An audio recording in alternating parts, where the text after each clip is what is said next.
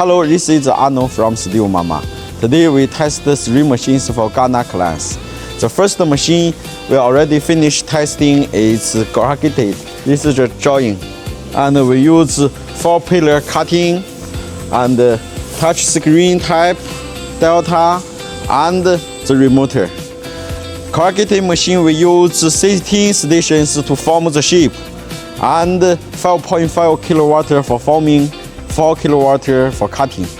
And this is the IBR roofing sheet machine. 6 ribs is popular in Ghana market.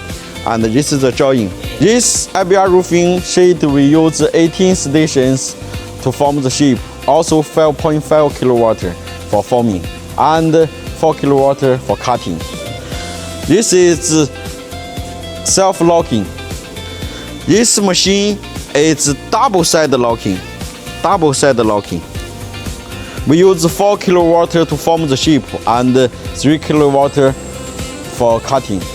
This is the 3 machines popular in Ghana market. Self-locking, IBR roofing sheet, and corrugated machine.